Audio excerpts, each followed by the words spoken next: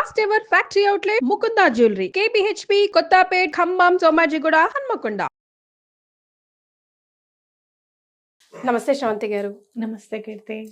ఇప్పుడు చొల్లంగి అమావాస్య చాలా మంచిది, రకరకాల రెమెడీస్, రకరకాల మాటలు వినిపిస్తా ఉన్నాయండి. అసలు ఏంటి ఈ రోజు స్పెషాలిటీ? అన్ని అమావాస్యల కల్లా ఇదెందుకు సంథింగ్ డిఫరెంట్? పుష్యమాసంలో వచ్చే అమావాస్యని పౌష్య అమావాస్య అంటారు.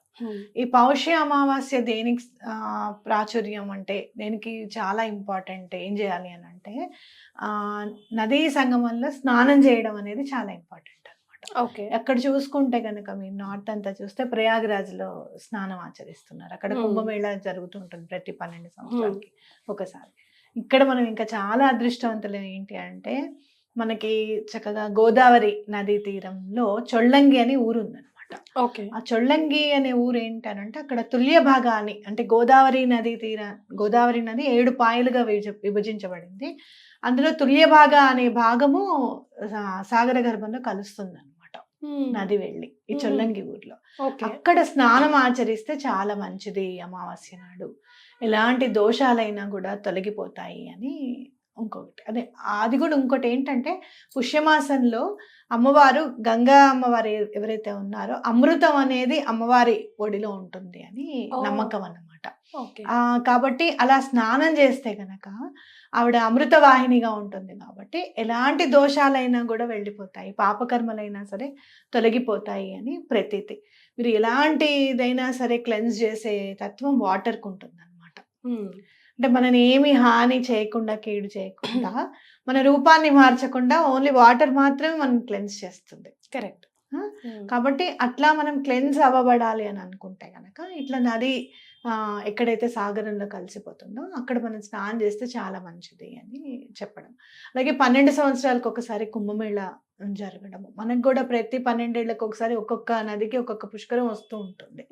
అలా పుష్కరం వచ్చినా రాకపోయినా ఎవరైతే ఈ అంటే సప్త సాగరము అని అంటారనమాట. ఈ గోదావరికి ఏవైతే 7 పాయలు ఉన్నాయో వీళ్ళు ఏం చేస్తారంటే, సంవత్సరం పొడుగుతా కొంతమంది ఈ రోజుకి కూడా సంవత్సరం పొడుగుతా ఒక్కొక్క పాయలో ఒక్కొక్క అమావాస్యలో స్నానం చేస్తూ వస్తారనమాట. వీళ్ళని సప్తసాగర యాత్రికులు అని అంటారు.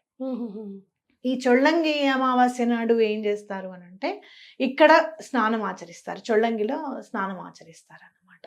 అయితే అంటే పాపాలు పోవడానికి కానివ్వండి, పితృదేవతలు ఏమైనా జాతకాల్లో దోషాలు ఉన్నాయి అని అంటే కూడా అలాంటి దోషాలన్నీ కూడా నివృత్తి చేయబడుతుంది అని ఖచ్చితంగా చెప్పుకోవచ్చు.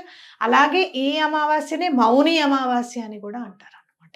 ఓకే. అంటే ఇక్కడ మనకు అర్థమైంది ఏంటి అని అంటే, మనం చక్కగా స్నానం చేసిన తర్వాత భగవంతుడి ధ్యానంలో ఉండాలి ఆ రోజు అనేది మనకు అర్థమవుతుంది.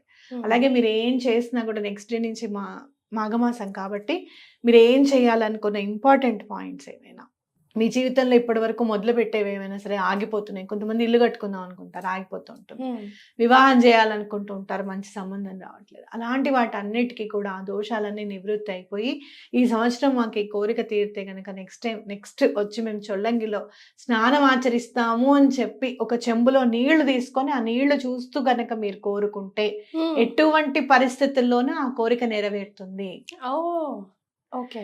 మీరు ఎక్కడన్నా గంగమ్మ కాశీకి వెళ్ళారనుకోండి, మీకు ఏమైనా ప్రాబ్లం ఉందనుకోండి, ఆ గంగని చూస్తూ ఆ ప్రాబ్లం చెప్తే ఎటువంటి పరిస్థితుల్లోనూ ప్రాబ్లం సాల్వ్ అవుతుంది. చెప్పిన వెంటనే వితిన్ 1 month లోపల సాల్వ్ అయినవి చాలా ఉన్నాయి. 3-4 daysలో సాల్వ్ అయ్యేవి ఉన్నాయి. అయితే నేను ఇదే మాట కాశీకి వెళ్ళినప్పుడు నాకు చెప్పినప్పుడు నేను దండం పెట్టుకున్నాను. అలా విజయవాడలో ఒక పని ఉండింది అనమాట. చాలా బాధ పెడుతూ ఉండింది ఆ పని నన్ను. ఈ బిజీ షెడ్యూల్ అయినా సరే మార్నింగ్ వెళ్ళి నైట్ వచ్చి మళ్ళీ నెక్స్ట్ డే మార్నింగ్ వెళ్ళిన సందర్భాలు కూడా ఉన్నాయి.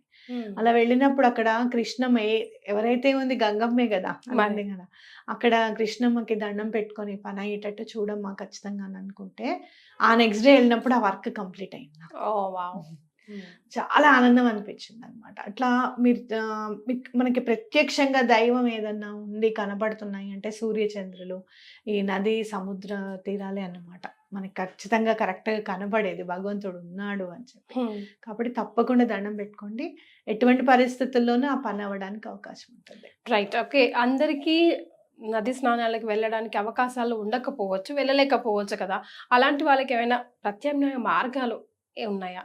ముఖ్యంగా ఈ చొల్లంగి రోజు చేసేది. మనం చూస్తూనే ఉంటాం కదా, గంగా యమున సరస్వతి కావేరి జలేస్మిన్ సన్నిధం కురు అని చెప్పి మనం పూజ చేసుకుంటా ఉంటాం కదా. అంటే ఏంటి, అలా ఆ నీళ్ళన్నీ కూడా ఇవే అమృతమయంగా అయ్యి ఇవే భావన చేస్తున్నాము అని చెప్పి, అలానే ఆ కాపర్ చెంబులో నీళ్లు తీసుకొని అలానే సూర్యుడికి అర్ఘ్యం ఇవ్వడం అనేది చాలా మంచిది. అలాగే చంద్రుడికి కూడా అర్ఘ్యం ఇవ్వడం కూడా చాలా మంచిది. అలానే నీళ్లు తీసుకొని భగవంతుడికి దండం పెట్టుకొని, ఏదైనా కూడా ఎక్కడున్నా గంగమ్మ తల్లే కాబట్టి దండం పెట్టుకొని చేయడం అనేది చాలా ఇంపార్టెంట్. ఈ రోజున ఎవరిని పన్నెత్తి మాట అనకుండా ఉండడం చాలా ఇంపార్టెంట్. తిట్టకుండా ఊరూరికే నోరు బారేసుకోవడము, వాళ్ళ గురించి గాసిప్స్ చెప్పుకోవడం, ఇవన్నీ కూడా ఈ రోజు నుంచి మేము త్యజిస్తాము. ఆ రోజు ఒక్క రోజని కాదు, ఈ రోజు వాళ్ళ నుంచి త్యజిస్తాం ఇవన్నీ అని చెప్పి. కొంతమందికి మాట్లాడద్దు అనుకుంటూనే ఉంటారు, ఎవరైనా నలుగురు కనపడంగానే స్టార్ట్ అయిపోతాయి అన్నమాట ఇంకా గాసిప్స్. ఇలాంటివన్నీ కూడా త్యజిస్తాము, వాటి జోలికి పోము. అది ఎవరైనా ఏదన్నా గబుక్కున మనకి సజెషన్స్ లో వచ్చినా కూడా యూట్యూబ్ లో కూడా మేము చూడడం అలాంటి గాసిప్స్ అనుకోవడం అనేది చాలా ఇంపార్టెంట్. ఎందుకు అనంటే ఆ గాసిప్స్ అనేవి మైండ్ లో ఒకసారి చదవంగానే ఆగిపోవు. ఇదిట ఇలాగుట అని ఇంకొకళ్ళకి చెప్తాం మన ఇంట్లో వాళ్ళకే, అవునా ఏం లేదంటే రాశారు మేము చదివాం అన్నట్టు. అవునా కాదు, మేము విన్నాం, మేము చూసాం వీడియో అని అంటాం. ఏదో మనం నిజంగానే చూసినట్టుగా భావించేస్తాం అన్నమాట. కాబట్టి అలాంటి వాటికి దూరంగా ఉంటాము అని చెప్పి దండం పెట్టుకోవడం అనేది కూడా చాలా ఇంపార్టెంట్. మనం అనుకుంటాం కానీ ఈ చిన్న చిన్న కరెక్షన్స్ పెద్ద పెద్ద ఇంపాక్ట్ మనకు తెలియకుండా లాంగ్ రన్ లో ఇస్తూ ఉంటాయి కదండి. చాలా లైఫ్ లో చిన్న చిన్న చేంజెసే కాబోలు ఎదుటి వాళ్ళని హర్ట్ చేయకపోవడం, మనకి బాధ అనిపిస్తే సైలెంట్ గా అలా ఉండిపోవడము, అవి కూడా చిన్న చిన్న చేంజెస్ చాలా ఇంపార్టెంట్. మనం అనుకుంటాం ఏముంది దాంట్లో అని అనుకుంటాము.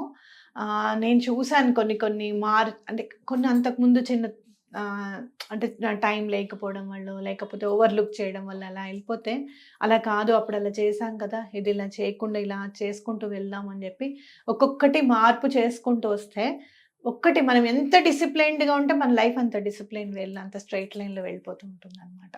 Correct. Right. Thank you so much అండి. నమస్తే.